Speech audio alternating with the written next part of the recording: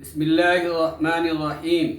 عورتوں کے مالی حقوق۔ وراثت میں عورتوں کے مالی حقوق اس طرح سے ہیں کہ اسلام نے جن رشتہ داروں کو ان کے رشتہ دار کے مرنے کے بعد وراثت میں حصہ دیا ہے اور وہ کبھی بھی اس حصے سے محروم نہیں ہوتے ہیں تو وہ کل 3 ہیں مردوں میں سے، اور اسی طریقے سے 3 ہیں عورتوں میں سے، یعنی مرد اور عورت کی تعداد برابر ہے۔ مردوں میں باپ، بیٹا اور شوہر ہے، تو عورتوں میں ماں، بیٹی اور بیوی ہے جو کبھی وراثت سے محروم نہیں ہوتے ہیں۔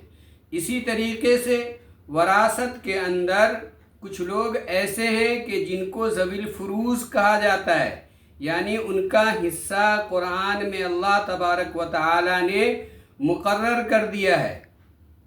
یہاں بھی یہ صورت ہے کہ اس میں بھی عورتوں کی حالتیں بہت زیادہ ہیں، اور مرد جو ذوی الفروض ہیں جن کا حصہ متعین کیا گیا ہے وہ صرف 6 ہیں، ان کی حالتیں 6 ہیں، اور عورتیں جن کا حصہ متعین کیا گیا ہے ان کی حالتیں 17 ہیں۔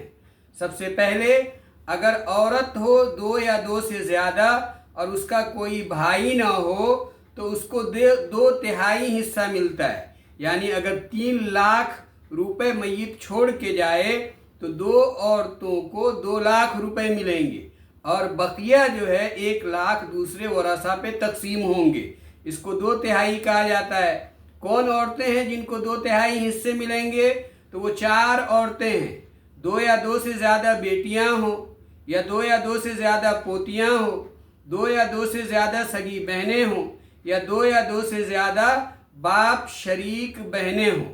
اسی طریقے سے عورتوں میں جن کو پراپرٹی کا نصف حصہ ملتا ہے، یعنی کوئی مر گیا تو ان کو پراپرٹی کا آدھا حصہ ملے گا۔ مثلا بھائی نہ ہو، مرنے والے کا بیٹا نہ ہو اور بیٹی ایک ہو تو اس کو آدھی پراپرٹی ملے گی، ایک پوتی ہو صرف تو اس کو آدھی پراپرٹی ملے گی، ایک سگی بہن ہو تو اس کو بھی آدھی پراپرٹی ملے گی، ایک باپ شریک بہن ہو تو اس کو بھی آدھی پراپرٹی ملے گی۔ تو یہ 4 کل 8 عورتیں ہوں گئی۔ اسی طریقے سے 6ٹھا حصہ یعنی پراپرٹی اگر 6 لاکھ ہو تو 1 لاکھ جو عورتیں پائیں گی ان میں ایک ماں ہے، دوسرے دادی، پوتی، باپ شریک بہن، ماں شریک بہن۔ 8واں حصہ اور 4تھا حصہ یہ دونوں بیویوں کو ملتا ہے۔ بہرحال یہ 17 قسمیں ہوئیں۔